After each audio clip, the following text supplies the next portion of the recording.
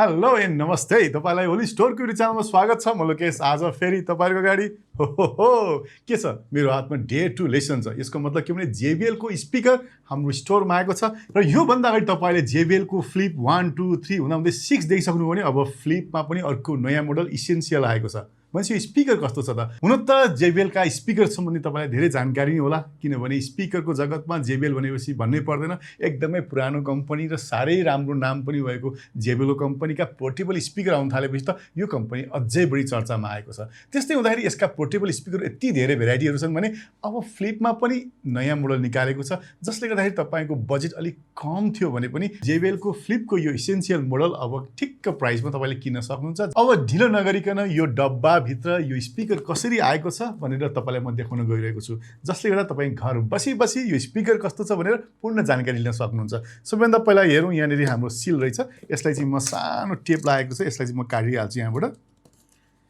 टक्क काटिदिएँ मैले। र यसलाई चाहिँ अब मैले यहाँबाट झट्ट खोल्दैछु। खोलेपछि भित्र के कसरी आउँदछ हेरिहालौँ। फेरि अर्को पेपर बक्समा फेरि यहाँ भित्र रहेछ। त्यसपछि माथिपट्टि हेर्नुहुन्छ भने यहाँनिर टक्क सानो एउटा हामीले पेपर निकाल्दैछौँ। यहाँ हेर्दाखेरि चाहिँ भित्रपट्टि हेर्नुहुन्छ भने केही कागजहरू हामीले देखिरहेका छौँ। यो चाहिँ पहिला हेरिहालौँ। केही कागजहरू छन् जसलाई चाहिँ हामी क्विक स्टार्ट गाइड पनि भन्छौँ। खास हामीलाई यो हेरिराख्नु पर्दैन, किनभने हामीले योभन्दा अगाडि धेरैभन्दा धेरै ब्लुटुथ स्पिकर चलाइसक्यौँ, जसलाई जोड्न ओर्नलाई हामीलाई सिक्नै पर्दैन, जानिहाल्छौँ। त्यो बट्टाभित्र तपाईँले युएसबीबाट सानो माइक्रो युएसबी भएको केबल पनि तपाईँले पाउनुहुन्छ, जसले गर्दा चाहिँ यसलाई चार्ज गरेर चलाउनु पर्ने हुन्छ। र यसलाई अब हामी सानो टेप उक्काउँ र त्यसपछि हेरौँ यो सेतो फोममा मोरेर आएको छ। कस्तो क्युट मजाको। र बट्टाभित्र हेर्नुहुन्छ भने तपाईँले यो कालो पनि होइन, ग्रे पनि होइन, ब्लू पनि होइन, यो सबै कलरको मिक्सिङ भएको मजाको कलर तपाईँले यो स्पिकरमा पाउनुहुन्छ। र स्पिकरको कुरा गर्नुपर्दा तपाईँले मजाले फेब्रिकले मोरिएर आएको छ, एकदमै ड्युरेबल फेब्रिक छ। त्यस्तै तपाईँ हेर्नुहुन्छ रक फिनिस छ, जसले गर्दा तपाईँ आउटडोर कहीँ जानुहुन्छ भने यसलाई जति झारेर के गरे पनि केही फरक पर्दैन।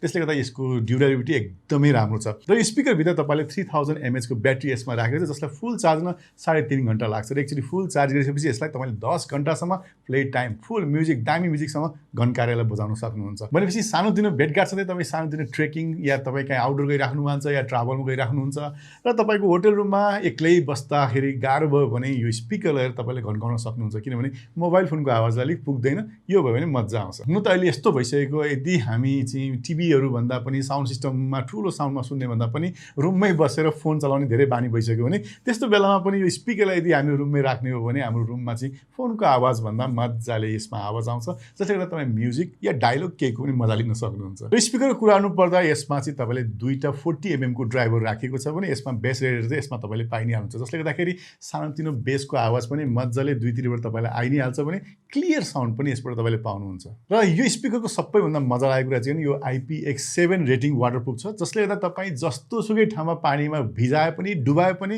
स्विमिङ पुल भित्र ज्याम्मै चोबे पनि यो स्पिकरलाई केही प्रब्लम छैन, किनभने यो फुल्ली वाटरप्रुफ छ। तर एउटा कुरो याद गर्नु होला, किन स्विमिङ पुल भित्रमा चाहिँ आवाज चाहिँ आउँदैन, किन पानीको प्रेसरले गर्दा हो। त्यो कुरो चाहिँ याद गर्नु होला। तर बाइचान्स झरिहाल्यो भने पनि तपाईँलाई पानीबाट चाहिँ यो स्पिकरलाई केही टेन्सन छैन, मजाले तपाईँको पानीबाट जोगिन्छ। अब हेरौँ यो स्पिकर कसरी चलाउनु त। स्पिकर सर हेर्ने भने तपाईँले यहाँ देखिराख्नु भएको छ, माथिपट्टि यहाँनिर ब्लुटुथको चिन्ह तपाईँले पाउनुहुन्छ, भोल्युम अप डाउनको स्विच तपाईँले यहाँ पाइहाल्नुहुन्छ भने प्ले पजको बटन पनि तपाईँले यहाँनिर पाउनुहुन्छ। र यहाँनिर हेर्नुहुन्छ भने पावरको बटन यहाँनिर राखिएको छ भने यहाँनिर ब्याट्रीको लेभल कति छ भनेर पनि हेर्न सकिन्छ भने यो ठाउँ हेर्नुहुन्छ भने चाहिँ हामीले यसलाई फ्लिप गरेर खोल्नुपर्ने हुन्छ। यहाँभित्र हेर्दा तपाईँले अक्स इन सँगसँगै तपाईँले यहाँनिर चाहिँ USB चार्जर गर्ने पोइन्ट पनि तपाईँले यहीँ भेट्नुहुन्छ। भनेपछि यसलाई चाहिँ हामीले टक्क लगाएको हुनु पर्यो अनि मात्रै वाटरप्रुफ हुन्छ, यो कुरा चाहिँ याद गर्नु होला। र यहाँ हामीले चाहिँ स्विच अन गरेपछि यो ठ्याक्कै अन हुन्छ। र यहाँ हेर्नुहुन्छ भने कस्तो मजाले झुन्ड्याउने डोरी पनि राखेको छ, जसले गर्दा तपाईँको आफ्नो झोला या ब्याग या केही साइकल या बाइक या केहीमा पनि झुन्ड्याउन सक्नुहुन्छ। र यसलाई झुन्ड्याउनु पनि सजिलो हो, किन तपाईँलाई थाहा छ यसको जम्मा वेट आधा किलो भन्दा पनि कम, जम्मा 470 ग्राम मात्रै छ। र हेर्नुहुन्छ भने मजाको JBL को लोगो माथि ओरेन्ज कलर, त्यो पनि सिग्नेचर कलरमा तपाईँले देखिराख्नु भएको छ। र यो कलर देख्ने बित्तिकै हामीले JBL को टोन पनि हामीलाई याद भइहाल्छ। र यसलाई सबैभन्दा पहिला अब हामी ढिलो नगरी अन गरौँ। अन गर्दा कस्तो हुन्छ हेरिहालौँ। JBL को एकदम सिग्नेचर साउन्डमा यो अन भएको छ भने पावर बटन चाहिँ जम्मा एउटा मात्रै रहेछ, यसलाई चार्ज गर्नुपर्ने छ। र यसलाई चाहिँ ब्लुटुथ अन भइसकेको छ र यसलाई फोनमा जोड्न त एकदमै सजिलो छ। हाम्रो मोबाइल फोनमा गएर ब्लुटुथमा गएर हामीले चाहिँ ब्लुटुथ कनेक्सनमा हेऱ्यो भने तलपट्टि हेर्नुहुन्छ भने चाहिँ यहाँ ठ्याक्क फ्लिप इसेन्शियल भनेर देखाइसकेको छ। यसलाई चाहिँ म कनेक्ट गर्दैछु। कनेक्ट पनि भयो, टुडुरुङ गरेर कनेक्ट पनि भइसक्यो भने यसमा गीत बजाउन पनि एकदमै सजिलो छ। र यसमा चाहिँ म गीत बजाउनलाई फेरि आज पनि उही ताल छ, नन कपिराइट खोज्नै पर्यो हामीले पनि।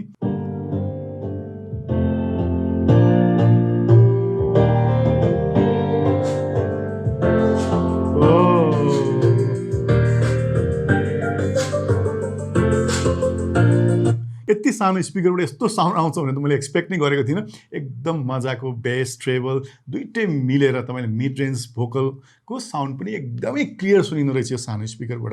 र यो मेरो स्टुडियोको कुराहरू हुन्छ नि, करिब 400 स्क्वायर फिटको स्टुडियोको रुम छ भने यसमा पनि यो साउन्ड मजाले घन्किएको छ भनेपछि तपाईँको कुनै पनि कोठालाई यसले मजाले घन्काउन सक्छ। भनेपछि यस्तो मजाको स्पिकर के गर्ने त, लिने होइन त? लिने भए हाम्रो ओलिज स्टोरमा तपाईँले अनलाइनमा मैले एड्रेस दिइसकेको छु, तल डिस्क्रिप्सनमा मैले लिङ्क राखिदिएको छु, जहाँ तपाईँले क्लिक गरेर यसलाई अर्डर पनि गर्न सक्नुहुन्छ। र यो त थियो तपाईँलाई JBLको फ्लिप एसेन्सियल स्पिकर सम्बन्धी केही जानकारी। हजुरहरूलाई कस्तो लाग्यो? यस्तै नयाँ भिडियो त म लिएर आउनेछु। तबसम्मलाई बिदा लिन चाहन्छु। जानुभन्दा अगाडि आज फेरि भन्छु, यदि च्यानल सब्सक्राइब गर्नुभएको छैन सब्सक्राइब गर्न चाहिँ नभुल्नु होला। साथै बेल आइकन पनि अन गर्नु होला, जसले गर्दाखेरि हाम्रो ओलिज स्टोरमा आएका नयाँ प्रोडक्ट सम्बन्धी नोटिफिकेसन तपाईँले ठ्याक्क पाइहाल्नुहुन्छ। आजलाई बाई बाई अनि नमस्ते।